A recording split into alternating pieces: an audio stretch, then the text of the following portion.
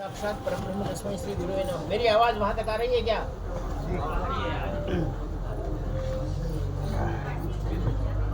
तुम इधर आ जाओ ना, नजीक आ जाओ, बहुत है प्लेस। अभी आ रहा।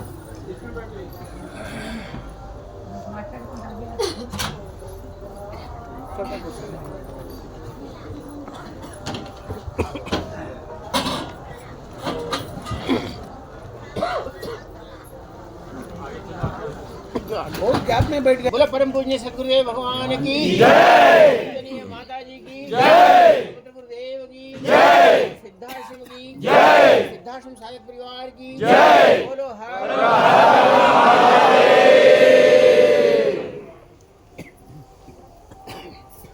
हम सभी लोग जानते हैं कि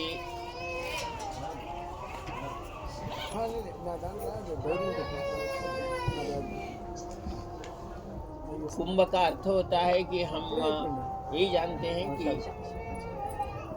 राक्षसों ने जब अमृत भांड के बारे में झगड़ा किया कि देवताओं ने अमृत को अपने पास रख लिया है और हमारे को नहीं दिया और वे अमृत तुल्य हो गए, उनको मृत्यु नहीं है जिन्होंने अमृत पिया है। तब राक्षसों ने जब जब देवताओं पर आक्रमण किया, इंद्र के पास आक्रमण किया, तो वो लोग अमृत भांड को लेने का प्रयत्न करे। तब इंद्र ने उनको कहा कि ये बृहस्पति, इस अमृत भांड की रक्षा करना आपका काम है। तब बृहस्पति जी ने उस अमृत भांड को, बृहस्पति जो ग्रह है पृथ्वी पर अपना प्रभाव बताता है, तो वह हर राशि में जब जब बदला तब तब उन्होंने ये त्रिवेणी संगम में अमृत भांड को ला के रखा। और अमृत भांड के ही हिसाब से हम कहते हैं कि अमृत भांड जब रखा गया, जब तक बृहस्पति सूर्य के साथ बैठे हुए हैं उसको कुंभ कहा जाता है। मकर राशि से जिस राशि में भी आते हैं और सूर्य एक महीना बृहस्पति जिस राशि में रहते हैं और बृहस्पति जिस राशि को आते हैं उसको कुंभ कहा गया। लेकिन महाकुंभ का अर्थ क्या है? सभी लोग यही जानते हैं कि अमृत भांड रखने के कारण इसको हम कुंभ कहा गया। लेकिन सच्चाई तो ये है कि महाकुंभ किसे कहते हैं? महाकुंभ का अर्थ होता है, एक बार शंखासुर नाम का राक्षस, उसने देवताओं पर आक्रमण किया, देवताओं को सताया, लेकिन कितना भी करने पर देवताएं मर नहीं रहे थे। तब उसे पता चला कि जब तक ब्रह्मा के पास वेद है और इस वेदों की शक्ति के कारण हम इनको जीत नहीं सकते, तो शंखासुर ने ब्रह्मा जी के पास से वेदों को चुराया और वेदों को ले आकर वह इस जहाँ हम ये आज त्रिवेणी संगम देख रहे हैं उसमें छुप गया। छुप जाने के बाद वेदों के चले जाने के कारण देवता अपनी शक्ति को खो गए या निर्बल हो गए, उनमें शक्ति नहीं रही। जब शक्ति नहीं रही, निर्बल हो गए देवता, तो देवताओं ने जाकर प्रार्थना की इंद्र भगवान को कि अपने वेद सब ब्रह्मा के पास से चुरा ले गए हैं और वो शंखासुर नाम का राक्षस किया, अब हमें क्या करना है, कैसा करना है? तब भगवान विष्णु ने कहा कि चलो हम शंखासुर के पास जाकर वेदों की सब प्रार्थना करने पर विष्णु और सारे देवता आए। विष्णु ने शंखासुर को मार दिया, लेकिन शंखासुर को पता था कि जरूर विष्णु मारने तो आएंगे। तब तक उसने क्या किया, वेदों के हर पन्ने को पूरे गंगा में प्रवाहित कर दिया, जिधर उधर फेंक दिया, इधर उधर। अब फेंक देने के बाद सभी को एक जगह करना है, कलेक्ट करना है। तब भगवान विष्णु अपने इस त्रिवेणी संगम पर बैठ गए और सारे यक्ष गंधर्व किन्नर अप्सरा देवताओं को सभी को बुलाया और कहा कि इस गंगा में प्रवाहित होने वाले वेदों के हर एक पेपर को, एक एक को सबको कलेक्ट करो, एक जगह करो। तो सभी देवताएं अंदर उतरे, यक्ष गंधर्व किन्नर अप्सराएं उतरी और सभी ने एक एक करके, और विष्णु शिव यहाँ गंगा के किनारे बैठ गए। जब तक वे सब कलेक्ट होकर एक जगह नहीं आते तब तक हम यहाँ से नहीं उठेंगे। वो लोग वहाँ बैठ गए, रोज इस त्रिवेणी संगम पर स्नान करते थे, नहाते थे। और जब सारे ऋषियों को बुलाया गया, सप्त ऋषि आ गए, क्योंकि वेदों के पन्नों को वही जानते थे। फिर सारे वेदों के पन्नों को एक जगह किया और उस एक एक पन्ना, ऋग्वेद के लिए एक ऋषि, यजुर्वेद और सामवेद, अथर्ववेद के लिए एक एक ऋषि ने उसके पत्ते जमाए। उन वेदों के पत्तों को एक जगह किया, वेदों को एक जगह किया। और जब वेद पूर्ण एक जगह हो गए तो भगवान विष्णु ने उन ऋषियों से कहा कि वो वेदों को लेके आ और इसको जाके ब्रह्मा को सौंप दो। ब्रह्मा को यहीं बुलाया गया और जब ये वेदों को ब्रह्मा के हाथ को सौंपा गया कि वेद सारे मिल गए। फिर सारे देवता और सारे लोग शक्तिवान हुए। तो 144 वर्ष के बाद जो आने वाला यह महाकुंभ है, यह ओरिजिनल अमृत भांड रखा हुआ ये महाकुंभ इसलिए है कि वेदों को इस त्रिवेणी संगम से इकट्ठा करते हुए उन सारे वेदों के पुस्तकों को ब्रह्मा को दे दिया गया और विष्णु को दे दिया, रुद्र दे दिया। सब यक्ष गंधर्व किन्नर सब जब यहाँ आए तो सभी लोगों ने बहुत आनंद अनुभव किया। तब ब्रह्मा और सारे देवता प्रार्थना करते हैं कि इस त्रिवेणी संगम पर हमने सारे वेदों को एक जगह लिया और आप सभी लोग यहाँ आए, तो हम आपसे प्रार्थना करते हैं कि इस त्रिवेणी संगम को उतना श्रेष्ठ बना दो कि हम हर 140 वर्ष को या हम सारे देवता और हम सारे यक्ष गंधर्व किन्नर अप्सराएं और जितने भी लोग हैं यहाँ आकर हम स्नान करके जाएंगे हर 144 वर्ष को एक बार। और उस वेदों को प्राप्त होने के कारण भगवान विष्णु ने, रुद्र भगवान ने, ब्रह्मा जी ने वर दिया कि हम 144 वर्ष के बाद हम जरूर यहाँ आएंगे। आज का हम तो मैं तो कहता हूँ कि योगी जी का यह इतना श्रेष्ठ काम है कि उन्होंने इतने लोगों को, आज इतना तो कहीं नहीं हुआ जितने लोगों को उन्होंने यहाँ अरेंजमेंट किया। तो हम कहते हैं कि हम उन ब्रह्मा विष्णु महेश्वर आदि वेदों के कलेक्ट करने वाले लोगों को एक क्षण के लिए भी यहाँ रहते हैं, एक क्षण के लिए भी यहाँ आते हैं और हर डुबकी लगाते हैं। तो सारे देवताएं इस 144 वर्ष के बाद आने वाले महाकुंभ में ये सारे लोग स्नान करते हैं और यहाँ आते हैं। और हम सब जो गुरु दीक्षित हैं, गुरु के साथ दीक्षा लिए हुए हैं और जो गुरु हमारे सिद्धाश्रम योगी हैं, उनके छत्र छाया में हम यहाँ आए हैं। तो हम गंगा में त्रिवेणी संगम पर कहीं भी स्नान करो, हम स्नान करने के बाद उस पानी को और थोड़ी सी इसकी मिट्टी को, क्यों कि उस मिट्टी में सारे देवताएं और यक्षगंधर्व किन्नर आए, उस मिट्टी को हम ले जाते हैं। तो 144 वर्ष तक हम अपने घर के बुनियाद में या घर का स्वतः का घर हो तो घर में इस मिट्टी को रखते हैं। तो हमारी आने वाली पीढ़ियां भी हमें याद करती है। मैं आपको ये बात यूं ही नहीं कहता कि मेरा जो बोधन का घर है, मेरा जो स्वतः का गांव में घर है, वो हमारी 8वीं पीढ़ी है। 7 पीढ़ियां हमारे उस घर में रहे, क्योंकि कहते हैं कि उन्होंने भी इस महाकुंभ में लाकर उस मिट्टी को रखा था। आज भी हमारा वो वास्तव्य वहाँ है। जो इस मिट्टी को अपने घर की बुनियाद में घर में रखते हैं, उसके 7 पीढ़ियों को कभी घर बेचना नहीं पड़ता, वो स्वतः का घर रहने वाला रहता है, उसका खुद का घर रहने वाला रहता है। क्योंकि उस वेदों को लेकर सारे देवताएं ने वचन दिया था कि 144 वर्ष के बाद हम यहाँ आएंगे और हम हर 144 वर्ष को, जब सूर्य मकर राशिस्थ होता है, बृहस्पति मकर राशिस्थ होता है, सूर्य भगवान 1 महीने तक बृहस्पति की मेष राशि में होते हैं, तब हम ये महाकुंभ को मनाएंगे। और ये 144 वर्ष को एक बार आता है। हम इस कुंभ में आए हैं और इस महाकुंभ को वेदों को इकट्ठा करने के बाद सभी को फिर बल प्रदान करने के लिए बृहस्पति ने यहाँ ठंड रखा था। इसलिए बाकी सभी कुंभों में हम देखते हैं कि ऋषि आते हैं चले जाते हैं, लेकिन इस महीने में सारे देवता वेदों के आने के कारण, ब्रह्मा विष्णु महेश्वर जी के कहने के कारण, इस 144 वर्ष के बाद आने वाले कुंभ में सारे देवता यक्ष गंधर्व किन्नरों के साथ आते हैं। और यहाँ की आज की मिट्टी हम थोड़ी सी भी हमारे घर में ले जाते हैं या हमारे घर के या किसी भी कार्य के लिए रखते हैं, तो हमारे लिए वो अशाश्वत, यानी इस संसार को शाश्वत घर बना देता है। हम कभी घर बेचने या अपनी खेती बेचने का कार्यक्रम नहीं करते। आजकल हम देख रहे हैं, हम आज बनते हैं घर, कल दे देते हैं। जिसको घर नहीं है, जिसको दार नहीं है, इस मिट्टी को जो अपने पास रखते हैं, अपने घर में रखते हैं, वो 7 पीढ़ियों तक उसका घर चलता है, क्योंकि देवताओं का वास यहाँ हुआ है। और इस जल को हमारे घर में ले जा करते हैं, क्योंकि इस जल में आज केवल ऋषि, केवल संत महात्मा, केवल ये नहीं, सारे देवताओं ने भी यहाँ नहाया है। इसलिए इस पानी की श्रेष्ठता बहुत कहलाई जाती है। आज इस महीने तक, यानी 14 फरवरी तक या शिवरात्रि तक जो भी कार्य होता है,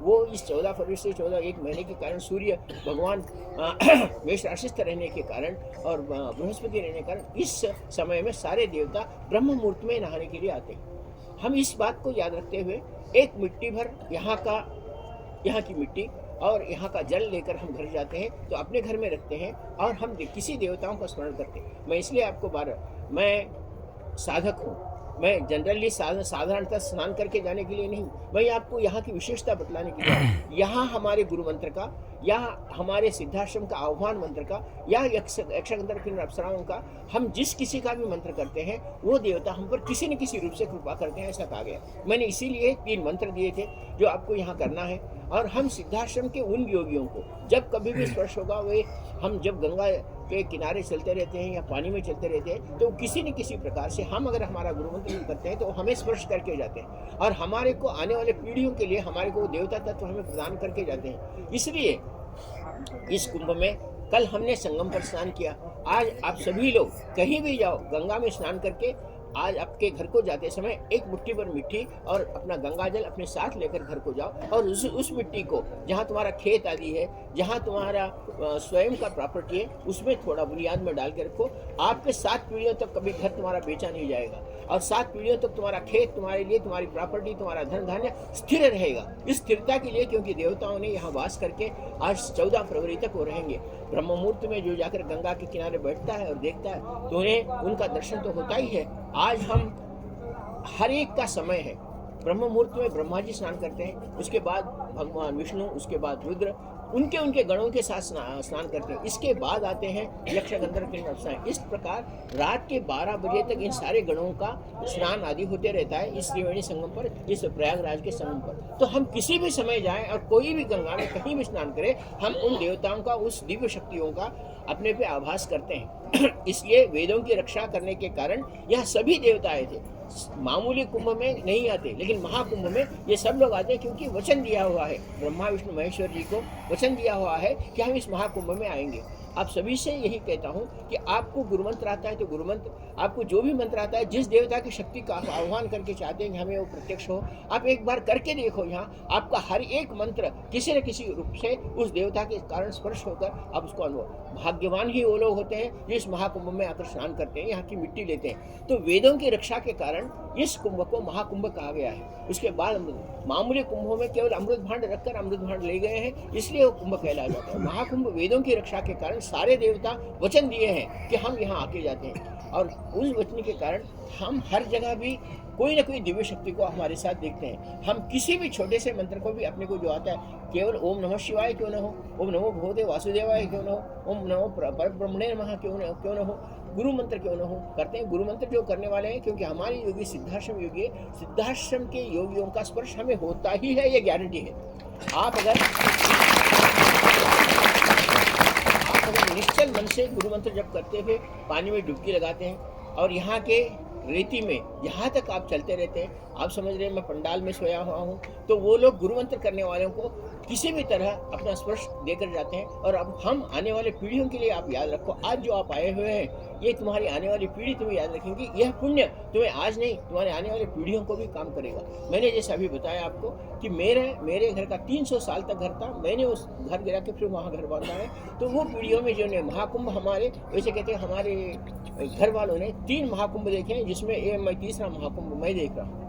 यानी 140 हमारे घर की प्रॉपर्टियों को बेचना नहीं पड़ता, हम एक स्थिर लक्ष्मीवान कहलाए जाते हैं। इसके लिए हमें इस महाकुंभ की विशेषता को याद रखते हुए आप यहाँ स्नान करके कोई भी मंत्र, उसके साथ साथ मैं कहता हूँ स्वामी निखिलेश्वर जी का मंत्र हो, आप एक बार करके देखो। नदी के किनारे, संगम के किनारे, या रात में, या कुछ भी हो, करके रख कर देखो कि आने वाला कुंभ तुम्हारे लिए कितना श्रेष्ठ होता है। मैं इसके लिए हमारे बहुत सारे साधक भी हैं जो यहाँ नहीं आ सके, बहुत सारे साधक हैं जो गुरु मंत्र के प्रति देते हैं, उनकी समस्याएं वो लोग नहीं आए। इसलिए मैं गंगा, यमुना, सरस्वती तीनों ने जिन वेदों की रक्षा करते हुए इस जल को पवित्र किया है, आज किया है, उसके अनुसार माता सरस्वती को मोती के रूप में, गंगा को रुद्राक्ष के रूप में, और यमुना को श्री कृष्ण का चंदन की माला के रूप में रखा है। इसको आज जो भी स्नान करते समय गंगा में डुबोकर अपने पास अपने धारण करता है या अपने घर वालों के लिए ले जाता है, तो आने वाले कुंभ के लिए वो श्रेष्ठता के साथ कुंभ का पुण्य प्राप्त करता है। मैंने इसलिए मोती के रूप में माता सरस्वती नदी को, और रुद्राक्ष के रूप में माता गंगा को, और चंदन के रूप में माता यमुना को रखते हुए इसको तैयार किया। इसको गंगा में डुबो दो, आप पहन लो या आपके घर वालों को। आने वाले पीढ़ियों तक इन सारी देवताओं का यह जल जो इसको लगा हुआ है वो रहेगा। आप पहन लो या इसको ले अपने पूजा स्थान में रखो, आने वाली पीढ़ी आपको याद रखेगी। और इन तीनों को 40 दिन जो भी पहनता है घर का आदमी, उसको उस तीनों संगमों का, त्रिवेणी संगम का पुण्य उनको प्राप्त होता है। इसको डाल लेकर जो भी स्नान करता है उसको कुंभ का फल मिलेगा ही मिलेगा। इसलिए मैं इसको तैयार किया हूँ। जो मोती है, चंदन है और रुद्राक्ष है, इसको आप ले जाकर आज स्नान करते समय इसको कर लो। आपके घर में बूढ़े वगैरह कोई है जो लोग नहीं आते, जिनको नहीं आना हुआ, उनके लिए भी आप ले जाकर गंगा में डुबोकर इसको उनको पहना दो। 40 दिन वो पहनते हैं और इसको बाद में देवता या आपके तिजोरी में रख देना। आपके घर में भूत प्रेत पिशाच आदि कुछ नहीं, देवताओं का वास होगा। यह मैं यहाँ रखा हूँ, अब सब लोग लेकर आज स्नान करें, यह मेरी इच्छा है। और मैं बात करता हूँ, इसके बाद मैं भी स्नान कर, आज मेरे साथ स्नान करने का मत रख लो। आप पूरा जहाँ जल्दी हो सके थक के आगे संगम तक जाके यहाँ गिर गए, ऐसा नहीं। आप स्नान करो, जहाँ भी नजदीक है स्नान करो, गुरु मंत्र जप कर लो, नदी में गंगा में डुबो कर आप धारण कर लो। आपको कहता हूँ ये आप आपके पास रख लो, और जो भी साधना यहाँ करो, आप देखेंगे आपको योगी जरूर स्पर्श करेंगे। और इसकी श्रेष्ठता उतना ही करते हुए मैंने यहाँ रखा है। ये त्रिवेणी संगम का प्रतीक रूप में है। आपके घर में ले जाकर जो बूढ़े हैं, जो कोई नहीं आए हैं, उनको भी इसको धारण करके गंगा में डुबो कर ले जाओ और पानी के साथ ले जाओ। मैं इसको यहाँ रखा हूँ आज स्नान करने से पहले, इसलिए मैंने आपको स्नान करने से पहले कहा है कि इसको आप ले जाकर अपने घर में उसका अनुभव कर सकते हैं कि माँ गंगा यमुना सरस्वती त्रिवेणी संगम का श्रेष्ठता यहाँ इसमें प्राप्त कर सकते हैं। यहाँ मैं यहाँ रखा हूँ, आपके लिए भी लो। अगर आप नहीं जा सकते, जो आपके लिए दोस्त है, आपके कोई रिश्तेदार है जो नहीं आए, उनके लिए भी आप ले सकते हैं। इसको दिया हूँ। इन तीनों का मंत्र भी मैंने लिखा है। आप इस मंत्र को अगर इसको पानी में डुबोते हो, उस मंत्र को अगर बोल लेते हैं, लेकर आप धारण कर सकते हैं। आपके घर वालों को भी जो कुंभ में नहीं आए, क्योंकि ये फिर कुंभ हम तो बचेंगे नहीं, 144 वर्ष के बाद आएगा, तो उनके लिए इसकी श्रेष्ठता है। मैंने देखा है कि एक बार हमारे घर में हमारे पिताजी दादाजी कहा करते थे कि उन्होंने ये ले जाकर, उनको गायों की सेवा करने का बहुत शौक था, गायों की सेवा करते थे। तो वो यहाँ से ऐसी ही चीज़ लेकर जाके गाय के गले में बांध दिए। मैं आपको, अगर आश्चर्य होगा आपको कि हमारे पास आज उसकी संतति आज भी चल रही है। यानी मैं कब की बात, 144 वर्ष का, उसके बेटे और हम स्वयं, मैं, मेरा बेटा, मेरा शार्दुल, हमारा उस घर में ये 8वीं पीढ़ी चल रही है हमारी। हम उस घर में जो इसकी घर में स्थापना की थी, तो हम निरंतर निर्वंश नहीं होते हुए वंशस्थ होते हैं। वंश हमारा बढ़ता है, जो इसका धारण करते हैं, ये घर में रखते हैं, या अपने लिए ले जाते हैं। इसलिए इस श्रेष्ठता को मैं नहीं चाहता कि मैं परम पूज्य सद्गुरुदेव जी का जितना भी ज्ञान है वो आपको बांटने के लिए प्रयत्न करता हूँ। इसकी बात अलग है कि आपका विश्वास आपको काम करें या ना करें।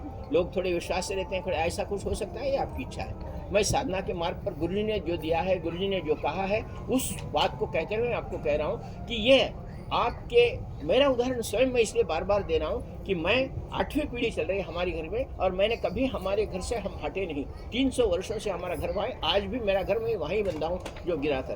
तो इसका अर्थ ये है कि एक इसको संतति को, इवन गाय के गले में बांधती है, बांधे आप तो जानते हैं, तो गाय की संतति आज चल रही है कम से कम 144। के मतलब क्या रहा कि इसकी श्रेष्ठता कितनी है आप जान सकते हैं।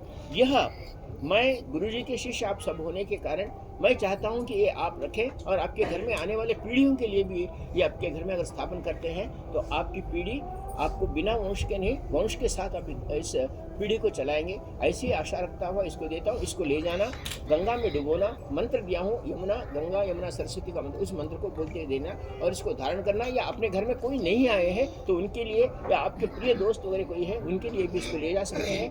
यह मैं यहाँ रखा हूँ।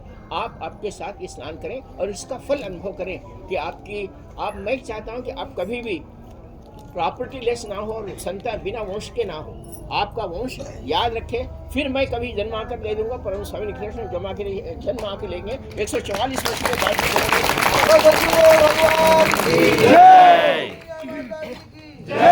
144 ईयर्स के बाद भी हम फिर कुंभ होगा, महाकुंभ, तो हम सब लोग फिर आएंगे और याद रखेंगे कि हमारे पास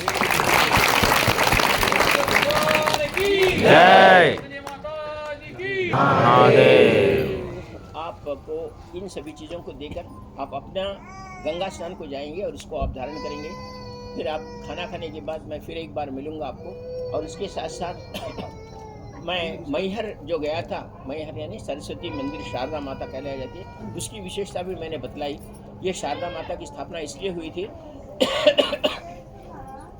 कि जब शंकराचार्य जी वेदों की स्थापना या सनातन धर्म की स्थापना कर रहे थे, तो जैन मत के श्रेष्ठ मंडन मिश्र नाम के एक योगी थे, और वो अपने सनातन धर्म का खंडन कर रहे थे। उनकी पत्नी का नाम भारती था। वो क्या कहते हैं कि मंडन मिश्र ब्रह्म के ही अवतार थे, और उन्होंने नया धर्म आरंभ कर दिया था। उस धर्म को आरंभ करने के बाद शंकराचार्य को लगा कि अब सनातन धर्म ऐसा हो तो डूब जाएगा, और वो उनसे वाद विवाद करने के लिए आ गए। वाद विवाद जब करने के लिए आए मैहर में, तो उनकी पत्नी भारती जो स्वयं सरस्वती कहलाई जाती थी, वो भी श्रेष्ठ थी। शंकराचार्य ने वाद विवाद में शर्त ये रखी कि अगर मैं हार गया तो मैं गृहस्थ बन जाऊंगा, सन्यासी हूँ, और तुम हार गए तो तुम सन्यासी बनोगे, तुम गृहस्थ हो, सन्यासी बन जाओगे। इसमें दोनों का बहुत वाद विवाद चला। बाद में शंकराचार्य जीत गए मंडन मिश्र से, और मंडन मिश्र ने कहा कि मैं सन्यास लेने के तैयार हूँ। लेकिन उनकी पत्नी भारती थी, उसने कहा मैं मंडन मिश्र की अर्धांगी हूँ, तुम तो अभी अर्धांगी ही जीते हो, दूसरा अर्धांग जीतना है आपको। मैं पत्नी, मेरे को जीतो तो मैं बताऊं कि मेरे पति को संन्यास देने के लिए मैं मानती हूँ। तब शंकराचार्य ने कहा हाँ, मैं आपके साथ वाद विवाद करने के लिए थे, क्योंकि शंकराचार्य छोटे बचपन से ही गृहस्थ धर्म न करते हुए ब्रह्म सन्यासी हो गए थे। तो उसने, उस भारती ने अपनी युक्ति के अनुसार एक प्रश्न किया कि हे शंकराचार्य, ये बताओ, स्त्री को कहाँ आलिंगन करने से उसको तृप्ति होती है, कहाँ चुंबन करने से उसको तृप्ति होती है। ये सब अगर अब शंकराचार्य को पीछी पड़ी कि मैं तो ब्रह्मचारी हूँ, साला जवाब देता हूँ तो फंस गया, तू ब्रह्मचारी कहाँ था, और जवाब नहीं दे देता हार गया। आप उसको तो बहुत परेशान होगी। शंकराचार्य ने कहा या तो हार मान लो, नहीं तो उनके प्रश्न का जवाब दो। और प्रश्न का जवाब दे भी दे तो बोले कि तू ब्रह्मचारी था, तेरे को कैसा मालूम, इसलिए ब्रह्मचर्य गया। अब वो तो भारती बहुत होशियार थी, ज्ञानवान थी, उसके प्रश्न के कारण शंकराचार्य प्रवेश हो गए। उन्होंने कहा मेरे को 1 महीने का समय दे दो। भारती ने कहा बराबर 1 महीने का समय देती हूँ, तुम मेरे प्रश्न, क्योंकि भारती को चैलेंज चाहिए, जवाब देता है तो फंस जाएगा, जवाब नहीं देता है हार जाएगा। तो फिर वो गए और माता शारदा को प्रसन्न किया। माता शारदा के बारे में कहा कि माँ, इस संकट से मुझे बाहर निकालना तो सनातन धर्म डूब जाएगा। माता शारदा ने कहा कि मैं तुझे एक युक्ति बताती हूँ। यहाँ का महाराजा मर गया है, मैं तुझे फरका या प्रवेश की विद्या देती हूँ। उस विद्या से तू उस राजा के शरीर में तू चला जा। तेरा शरीर तो ब्रह्मचारी है, वो यहीं रह जाएगा। उस शरीर में जाओ और तू ये चुंबन आदि विद्याओं को सीख ले राजा के पास, और फिर शरीर में प्रवेश करके उसके पास आ जा, तो तेरा ब्रह्मचर्य जाएगा ना हो जाएगा। शारदा माता ने फरका प्रवेश की विद्या यहाँ मैहर शारदा के पास में शंकराचार्य ने की। इसी प्रकार उन्होंने धन की वर्षा करने के लिए यहाँ के जो गरीब थे, जिस ब्राह्मणी के पास गए थे, उन्होंने धन की वर्षा भी करें था स्तोत्र माता शारदा। इसलिए आप शंकराचार्य के हर पीठ को देखो, शारदा पीठ ही कहा जाता है। श्रृंगेरी शारदा पीठ हो या द्वारका का शारदा पीठ हो, उनकी शारदा आराध्य देवता है, क्योंकि इस सनातन धर्म को रक्षा करने के लिए माता शारदा ने भी दर्शन दिया था। उसी तरह हम देखते हैं कि अपने पास माता सरस्वती जो है वो ब्रह्मा की पत्नी है, और शारदा जो है ब्रह्मा की पुत्री है, इसलिए ब्रह्म कुमारी शारदा कहा जाता है। यहाँ जब ऋषियों ने कहा कि माता ब्रह्मा को भृगु महर्षि ने शाप दे दिया था कि तुम मेरे को नहीं आने देने के कारण, जब संसार ब्रह्मा विष्णु महेश में कौन श्रेष्ठ है इसकी बात चली, तो भृगु महर्षि सारी तपस्या लेकर गए और ब्रह्मा के पास गए। तो ब्रह्मा ने अपने वेद के लिखने के कारण सरस्वती वीणावादी ने भृगु महर्षि को लक्ष्य नहीं दिया, तो भृगु महर्षि ने उन्हें शाप दे दिया कि हे ब्रह्मा, तुम्हारी इस पृथ्वी पर पूजा ही नहीं होगी। जैसा ही ब्रह्मा को शाप दे दिया, ब्रह्मा आए और उन्होंने कहा ये क्या हुआ। और जब सरस्वती माता को पता चला कि ब्रह्मा की पूजा पृथ्वी पर होती नहीं होती है, तो सरस्वती ने कहा जब मेरे पति की पूजा नहीं होती तो मैं भी नहीं। आप सरस्वती मंदिर कहीं भी नहीं देखते पृथ्वी पर, क्योंकि ब्रह्मा को श्राप देने का पति के कारण उन्होंने भी नहीं कहा। तब सारे ऋषियों ने, सभी लोगों ने आकर कहा माँ सरस्वती अगर पृथ्वी पर नहीं होगी तो हम सब लोग अज्ञानी हो जाएंगे, हमारा कैसा होगा। तब ब्रह्मा ने अपने शक्ति बल से 2 मानस पुत्रों, एक मानस पुत्र नारद महर्षि थे, ब्रह्मा के मानस पुत्र नारद कहलाए जाते हैं, और ब्रह्मा की मानस पुत्री शारदा कहलाई जाती है। इसलिए नारदा और शारदा का मंदिर पाकिस्तान में जो गिराया गया, उसके बाद शारदा का मंदिर यहाँ स्थापना किया गया। उस शारदा की जो आराधना सरस्वती की आराधना से भी श्रेष्ठ गए, क्योंकि माता सरस्वती के और शारदा के गुरु हयग्रीव कहलाए जाते हैं। हयग्रीव जो विष्णु का अवतार, जिनका घोड़े का मुख था, उन्होंने उनके गुरु कहलाए जाते हैं। तो इस संसार में शारदा की श्रेष्ठता उतनी ही कहलाई जाती है। मैंने शारदा माता के इस संसार में वहाँ जाने के बाद जो मंत्र विशेष दिया गया था, उस मंत्र को बोलते हुए नील माता शारदा को और सरस्वती को 3-4 अवतार में माता सरस्वती को तारा कहा जाता है, माता तरिती को एक जटा कहा जाता है, माता सरस्वती के रूप में नील सरस्वती कहा जाता है। इस प्रकार माता सरस्वती के 10 से 8 से 10 अवतार, एक जटा, तारा, महातारा, उग्र तारा, महासरस्वती, नील सरस्वती, और उसके बाद में इनकी पुत्री के रूप में शारदा का रूप कहा जाता है। तो शारदा पृथ्वी पर रहने के कारण जो शारदा का आराधना करता है और जो शारदा की आराधना के साथ अपना कार्य करते हैं, तो इस कारण हमें उस विद्या के अपने पुत्रों को विद्या आ रही। शारदा ही 10 महाविद्याओं की आराध्या है। 10 महाविद्याओं का मंत्र अगर हम ठीक तरीके से बोलना है तो जो शारदा की आराधना करता है उसका मंत्र गलत कभी नहीं रहता। जो शारदा का मंत्र बोलते हुए शारदा के मंत्र को 5 बार उच्चारण करते हुए किसी महाविद्या का या किसी दूसरे मंत्र का भी करे, उसमें गलती भी गई तो शारदा उसको श्रेष्ठता प्रदान करती है। आपको पता है रावण और ये सब बहुत सारे ऐसे राक्षस थे जिन्होंने जब भी घोर तपस्या की और कुछ मांगने के लिए गए तो उनको जब ये लगा कि अब कुंभकर्ण था, उसने क्या बहुत बड़ी तपस्या की और तपस्या में उसने क्या मांगना चाह रहा था ब्रह्मा को कि मुझे इंद्र का आसन दे दो, इंद्र आसन मुझे दे दो, ये मांगना था। ब्रह्मा प्रत्यक्ष हुए, तब सब इंद्र भाग के आया ब्रह्मा के पास, गलती से भी उसको दे दो, मेरा आसन चले जाएगा, आप कुछ ना कुछ करो। तो ब्रह्मा ने कहा मेरे हाथ में कुछ नहीं है, तू जाके सरस्वती को, शारदा माता को जाके पूछ कि कुछ करना है। तो जब वो इच्छा करके मांगने वाला था कि इंद्रासन दो, माता सरस्वती जाकर शारदा जाकर उनकी जीभ के ऊपर बैठ गई और इंद्रासन के जगह उन्होंने निंद्रासन दो बोला, निंद्रा सो गया। तो गलती से उसको नहीं बोलने आया। तो ऐसा कहते हैं कि जब अपभ्रंश होता है तो वो सरस्वती अपने को उस शक्ति को नहीं, उतना तपस्या करके उन्होंने निद्रासन मांगा, इसलिए वो कभी भी सोता था, 6 महीने सोता था, 6 महीने खाता था। तो सरस्वती माता ऐसे ही संकटों में हमारी रक्षा करती है, ऐसा कहा गया। तो जो लोग विद्या के आकांक्षी है, माता सरस्वती 10 महाविद्या की साधना करते हैं, उन सभी लोगों के लिए मैंने उस साधना करके मैंने नील सरस्वती हमारे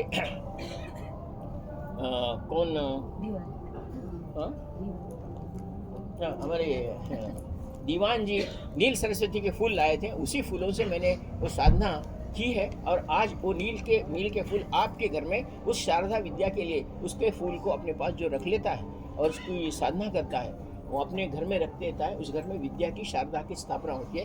पहले उन नील फूलों को मैं आपको दे देता हूँ, अब पहले नील फूल ले लो। उसके बाद मैंने वहाँ माता सरस्वती को 2 पान पर ऐम बीजाक्षर लिखते हुए मोती लिया था। लेकिन केवल और केवल मैं, हमारे अरुण साहू यहाँ है या फिर धर्मपाल जी है यहाँ, तो उन लोगों के लिए ही वो पान जो सरस्वती माता का बीजाक्षर लिखा हुआ और शहद की बोतल रखा हूँ। बहुत कम है यार, मैं सभी को तो नहीं दे सकता, लेकिन वो उनको आज दे देता हूँ। आपको नील सरस्वती के फूल दे देता हूँ। वो जो मैंने वहाँ सिद्ध किया था वो शारदा माता का, वो आयोजकों को दे रहा हूँ जिन्होंने मैयर शारदा की स्थापना की थी। वो लोग जो भी है यहाँ अगर अरुण आए हैं और धर्मपाल जी दोनों भी आ जाओ।